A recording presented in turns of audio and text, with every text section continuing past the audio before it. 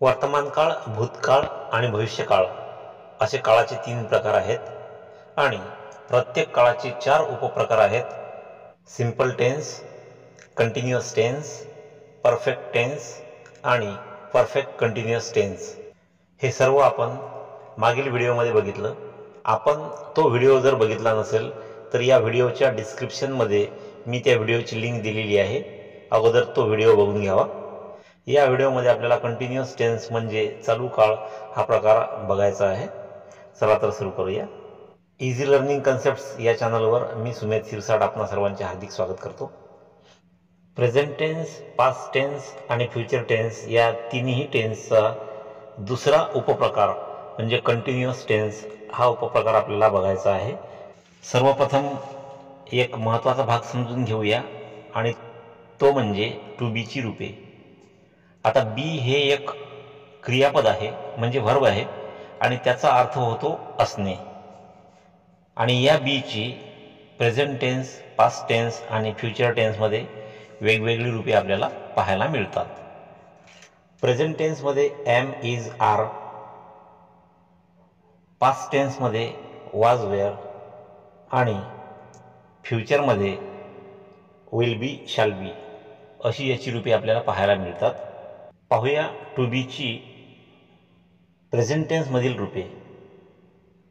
Present टेन्समध्ये am, is, are ही 3 रूपे आढळतात.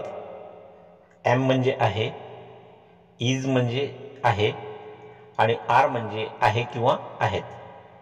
एम, इज, आर या तिन्हीचा अर्थ आहे असा होतो, परंतु यांचा वापर वेगवेगळा आहे. एम हे फक्त आय या सर्वनामासोबतच वापरतात. आय एम म्हणजे मी आहे. दुसऱ्या कुठल्या नामाबरोबर किंवा सर्वनामाबरोबर एम हे वापरत नाहीत. नंतर आहे इज. इज हे ही, शी, इट किंवा एकवचनी नामासोबत वापरतात. पाहूया.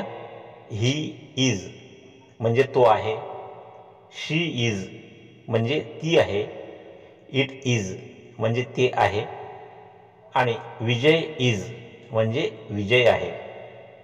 पुढील रूप आहे आर, ARE. आर हे वी, यू आणि अनेक वचनी नामे यांच्यासोबत वापरले जाते. वी आर म्हणजे आम्ही आहोत. यू आर म्हणजे तू आहेस किंवा तुम्ही आहात. तू आणि तुम्हीसाठी वेगळा शब्द इंग्लिशमध्ये नाही. तू म्हणायचं असलं तरी YOU हाच शब्द आहे आणि तुम्ही म्हणायचं असलं तरी यू हाच शब्द आहे. म्हणून यू आर म्हणजे तू आहेस किंवा तुम्ही आहात. पीपल आर म्हणजे लोक आहेत. आता बघूया टू बीची पास्ट टेन्स मधली रूपे. पास्ट टेन्समध्ये वाज आणि वेअर अशी 2 रूपे आहेत टू बीची. वाज म्हणजे होता आणि वेअर म्हणजे होते. वाज हे आय, ही, शी, इट आणि एकवचनी नाम, कुठलंही एकवचनी नाम जर असेल तर त्यासोबत वाज वापरतात. आय वाज म्हणजे मी होतो. ही वाज म्हणजे तो होता. शी वाज म्हणजे ती होती. इट वाज म्हणजे ते होतं. विजय वाज म्हणजे विजय होता. वेअर, WERE वेअर हे यू, वी, दे आणि अनेक वचनी नामांसोबत वापरतात. यू वेअर म्हणजे तू होता किंवा तुम्ही होते. वी वेअर म्हणजे आम्ही होतो. दे वेअर म्हणजे ते होते. फ्युचर टेन्समध्ये टू बीची शाल बी आणि विल बी अशी 2 रूपे आढळतात. शाल बी हे आय किंवा वी यांच्यासोबतच फक्त वापरता येते. आय शाल बी, म्हणजे मी असेल, वी शॅल बी म्हणजे आम्ही असेल. शॅल बी हे रूप आय किंवा वी सोबत वापरतात, परंतु आजकाल सर्रासपणे आय आणि वी सोबत विल बी हे रूप वापरले जाते आणि इतर सर्व नाम आणि सर्वनामांसोबत विल बी हे टू बीचं रूप वापरले जाते. ही विल बी म्हणजे तो असेल, शी विल बी म्हणजे ती असेल, यू विल बी म्हणजे तू असशील किंवा तुम्ही असाल, विजय विल बी म्हणजे विजय असेल. नवीनच इंग्रजी शिकणारे जी मुलं असतील त्यांनी हे सर्व पाठ करून घ्यावं. Am, is, are, was, were, will be, shall be. Am म्हणजे आहे, इज म्हणजे आहे, आर म्हणजे आहे किंवा आहेत, वॉज म्हणजे होता, वेअर म्हणजे होते, विल बी, शॅल बी म्हणजे असेल. हे पाठ करून घ्यावं. Present continuous tense, past continuous tense आणि फ्युचर कंटिन्युअस टेन्स हे आपण आकृत्यांच्या माध्यमातून समजून घेऊया. ही आकृती बघा. Present continuous tense. Present continuous tense म्हणजे चालू वर्तमान काळ. आता या उपप्रकाराचं नाव जे आहे चालू वर्तमान काळ, या नावावरूनच आपल्याला त्याचा वापर समजू शकतो. चालू वर्तमान काळ म्हणजेच वर्तमान काळातील चालू क्रिया दर्शवण्याकरिता हा काळ वापरतात. ही आकृती बघा. या आकृतीमध्ये खालील आडवी जी लाल रेषा आहे ती लाल रेषा म्हणजे टाइमलाईन आहे आणि ह्या रेषेवर 3 उभ्या रेषा दाखवलेल्या आहेत, एक हिरव्या रंगाची, एक काळ्या रंगाची आणि पिवळ्या रंगाची. तर ही उभी हिरवी रेषा जी आहे ती प्रेझेंट म्हणजे आताचा काळ दाखवते, आताची वेळ दाखवते आणि डाव्या बाजूला जी काळ्या रंगाची रेषा आहे ती पास्ट म्हणजे भूतकाळ दाखवते आणि उजव्या बाजूला पिवळ्या रंगाची जी रेषा आहे ती फ्युचर म्हणजेच भविष्य दाखवते, भविष्यातली वेळ ती दाखवते. आणि या आकृतीमध्ये आडवी निळ्या रंगाची जी रेषा आहे ही रेषा म्हणजे क्रियादर्शक रेषा आहे. ह्या रेषेवर ज्या लाल रंगाच्या फुल्या आपल्याला दिसतात त्या फुल्या म्हणजे क्रियेची वेळ दाखवतात. प्रेझेंटमध्ये म्हणजे आत्ताच्या काळात क्रिया होत आहे आणि भूतकाळात सुद्धा एक फुली आपल्याला इथे दिसते आणि भविष्यकाळात सुद्धा एक फुली आपल्याला दिसते. वर्तमान काळातील चालू क्रिया दर्शविण्याकरिता प्रेझेंट कंटिन्युअस टेन्स हा वापरतात. म्हणजेच बोलताना, बोलण्याच्या वेळेला किंवा सांगताना, सांगण्याच्या वेळेला जर क्रिया चालू असेल तर ते दर्शविण्याकरिता किंवा ते दाखवण्याकरिता या काळाचा वापर केला जातो. जसं उदाहरणार्थ मी काम करत आहे. मी काम करत आहे म्हणजे मी आत्ता काम करत आहे, म्हणजे मी आता बोलत आहो आणि बोलत असताना सुद्धा मी काम करत आहे असं मला दाखवायचं असेल त्यावेळेस मी हा काळ वापरतो, मी काम करत आहे. आता समजा मी काम करत आहे मी असं ज्यावेळेस म्हणतो त्यावेळेस काम मी आत्ताच सुरू केलेलं नसते, तर होऊ शकते की काम हे भूतकाळात म्हणजे पास्टमध्ये सुरू झालेलं असेल. म्हणून या आकृतीमध्ये पास्टमध्ये एक फुली दाखवलेली आहे आणि आत्ता काम सुरू आहे म्हणजे मी आता सध्या काम करत आहे आणि भविष्यात म्हणजे थोड्या वेळानंतर सुद्धा हे काम सुरू राहण्याची शक्यता आहे, म्हणून फ्युचरमध्ये सुद्धा एक फुली इथे दाखवलेली आहे. यानंतर समजून घेऊया past continuous tense. Past continuous tense म्हणजे चालू भूतकाळ.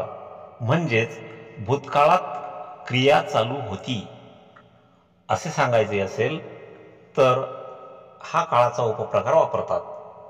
ही आकृती बघा. या आकृतीमध्ये आडवी लाल रेषा जी आहे ती रेषा म्हणजे टाइमलाईन आहे आणि या रेषेवर सुद्धा उभ्या 3 रेषा आहेत. मधली हिरव्या रंगाची रेषा ही प्रेझेंट म्हणजे आत्ताचा काळ दाखवते. डाव्या बाजूची काळ्या रंगाची रेषा म्हणजे पास्ट म्हणजेच भूतकाळ दाखवते आणि उजव्या बाजूची पिवळ्या रंगाची रेषा फ्युचर म्हणजे भविष्यकाळ दाखवते. ह्या आकृतीमध्ये निळ्या रंगाची जी रेषा आहे ही रेषा म्हणजे क्रियादर्शक रेषा आहे आणि या रेषेवर भूतकाळामध्ये एक फुली आपल्याला दिसते, म्हणजेच भूतकाळात क्रिया सुरू होती असे यावरून आपल्याला समजते. उदाहरणार्थ मी काम करत होतो. मी काम करत होतो याचा अर्थ असा आहे की मी सध्या काम करत नाही, परंतु मी काम करत होतो म्हणजे आत्ताच्यापासून अगोदर म्हणजेच अगोदरच्या काळात म्हणजेच भूतकाळात मी काम करत होतो. म्हणजेच भूतकाळात क्रिया सुरू होती म्हणजे माझी काम करण्याची क्रिया ही भूतकाळात सुरू होती. हे दाखवण्याकरिता हा काळ वापरतात। यानंतर बघूया future continuous tense. Future continuous tense म्हणजे चालू भविष्यकाळ। भविष्यकाळात क्रिया सुरू असेल असे सांगण्याकरिता किंवा असे दर्शविण्याकरिता फ्युचर कंटिन्युअस टेन्स हा काळाचा उपप्रकार वापरतात। म्हणजेच क्रिया आता सुरू नाही, भूतकाळातही ती सुरू नव्हती, परंतु भविष्यकाळात क्रिया सुरू असेल म्हणजेच मी काम करत असेल, म्हणजे मी आता काम करत आहे का? नाही। मी भूतकाळात काम केले का? नाही। परंतु भविष्यकाळात म्हणजेच येणाऱ्या काळात मी काम करत असेल। I will be working. ही आकृती बघा। या आकृतीमध्ये खालील लाल रंगाची आडवी रेषा ही टाइमलाईन आहे। ह्या रेषेवर असणाऱ्या उभ्या तीन रेषा, या तीन रेषापैकी मधली हिरव्या रंगाची रेषा प्रेझेंट टेन्स दाखवते, उजव्या बाजूची पिवळ्या रंगाची रेषा ही फ्युचर टेन्स दाखवते आणि डाव्या बाजूची काळ्या रंगाची रेषा ही पास्ट टेन्स दाखवते। ह्या आकृतीमध्ये आडवी निळ्या रंगाची जी रेषा आहे ही रेषा म्हणजे क्रियादर्शक रेषा आहे। ही रेषा क्रियेची वेळ आपल्याला दाखवते। ह्या रेषेवर फ्युचरमध्ये म्हणजे भविष्यकाळात फुले आपल्याला दिसतात, म्हणजेच भविष्यकाळात क्रिया सुरू असेल असे दाखवण्याकरिता हा काळ म्हणजे फ्युचर कंटिन्युअस टेन्स हा काळ वापरतात। म्हणजेच भविष्यात क्रिया सुरू असेल असे दाखवण्याकरिता फ्युचर कंटिन्युअस टेन्स हा उपप्रकार वापरतात। प्रेझेंट कंटिन्युअस टेन्स म्हणजे चालू वर्तमान काळाची काही उदाहरणे बघूया। मी काम करत आहे, आय एम वर्किंग। आम्ही काम करत आहोत, वी आर वर्किंग। तू काम करत आहेस, यू आर वर्किंग। ते काम करत आहेत, दे आर वर्किंग। तो काम करत आहे, ही इज वर्किंग। ती काम करत आहे, शी इज वर्किंग। ते काम करत आहे, इट इज वर्किंग। विजय काम करत आहे, विजय इज वर्किंग। आता पास्ट कंटिन्युअस टेन्सची उदाहरणे बघूया। मी काम करत होतो, आय वॉज वर्किंग। आम्ही काम करत होतो, वी वेअर वर्किंग। विजय काम करत होता, विजय वॉज वर्किंग। ते काम करत होते, दे वेअर वर्किंग। आता फ्युचर कंटिन्युअस टेन्सची उदाहरणे बघूया। मी काम करत असेल, आय विल बी वर्किंग। आम्ही काम करत असेल, we will be working. Vijay काम करत असेल, विजय विल बी वर्किंग। ते काम करत असतील, दे विल बी वर्किंग। आता ही सर्व झाली साधी उदाहरणे, परंतु बोलताना आपण फक्त एकाच प्रकारे असं बोलत नाही। मागील व्हिडिओमध्ये मी तुम्हाला सांगितलं आहे, बोलताना आपण पॉझिटिव्ह तसेच निगेटिव्ह वाक्यसुद्धा बोलतो आणि आपण काही प्रश्नसुद्धा विचारतो आणि आपले प्रश्न हे पॉझिटिव्ह किंवा निगेटिव्ह सुद्धा असू शकतात। त्यानुसारच आपण वेगवेगळ्या प्रकारची उदाहरणे बघूया। मी काम करत आहे, आय एम वर्किंग। मी काम करत नाही, म्हणजेच मी काम करत नाही आहे, आय एम नॉट वर्किंग। मी काम करत आहे का? Am I working. मी काम करत नाही आहे का? Am I not working. आम्ही काम करत आहोत, वी आर वर्किंग। आम्ही काम करत नाही आहोत, वी आर नॉट वर्किंग। आम्ही काम करत आहोत का? Are we working. आम्ही काम करत नाही आहोत का? Are we not working. Vijay काम करत आहे, विजय इज वर्किंग। विजय काम करत नाही आहे, विजय इज नॉट वर्किंग। विजय काम करत आहे का? Is Vijay working. विजय काम करत नाही आहे का? Is Vijay not working? ते काम करत आहेत. They are working. ते काम करत नाही आहेत. They are not working. ते काम करत आहेत का? Are they working? ते काम करत नाही आहेत का? Are they not working? आता बघूया पास्ट कंटिन्युअस टेन्सची उदाहरणे. मी काम करत होतो. I was working. मी काम करत नव्हतो. I was not working. मी काम करत होतो का? Was I working? मी काम करत नव्हतो का? Was I not working? आम्ही काम करत होतो. We were working. आम्ही काम करत नव्हतो. We were not working. आम्ही काम करत होतो का? Were we working? आम्ही काम करत नव्हतो का? Were we not working? Vijay काम करत होता. विजय वॉज वर्किंग. विजय काम करत नव्हता. विजय वॉज नॉट वर्किंग. विजय काम करत होता का? Was Vijay working? विजय काम करत नव्हता का? Was Vijay not working? ते काम करत होते. They were working. ते काम करत नव्हते. They were not working. ते काम करत होते का? Where they working? ते काम करत नव्हते का? Where they not working? आता बघूया फ्युचर कंटिन्युअस टेन्सची उदाहरणे. मी काम करत असेल. I will be working. मी काम करत नसेल. I will not be working. मी काम करत असेल का? Will I be working? मी काम करत नसेल का? Will I not be working? आम्ही काम करत असेल. We will be working.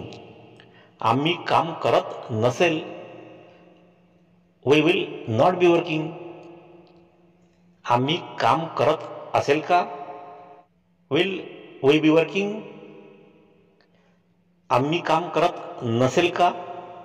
Will we not be working? Vijay काम करत असेल. विजय विल बी वर्किंग. विजय काम करत नसेल. विजय will not be working. Vijay काम करत असेल का? Will Vijay B working? Vijay काम करत नसेल का? Will Vijay not be working? मला आशा आहे तुम्हाला present continuous tense, past continuous tense आणि फ्युचर कंटिन्युअस टेन्स हे तुम्हाला समजले असतील. समजले नसल्यास हाच व्हिडिओ 2-3 वेळा बघा.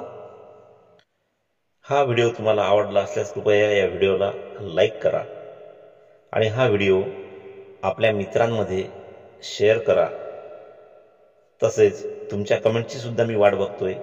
कृपया कमेंट्स करा आणि अद्यापही हे चॅनल तुम्ही सबस्क्राईब केलं नसेल तर कृपया चॅनलला सबस्क्राईब करा आणि चॅनल सबस्क्राईब केल्यानंतर बेल आयकॉनला प्रेस करून त्याला ऑलवर सेट करून ठेवा, म्हणजे माझ्या येणाऱ्या सर्व व्हिडिओचे नोटिफिकेशन तुम्हाला वेळेवर मिळत राहतील.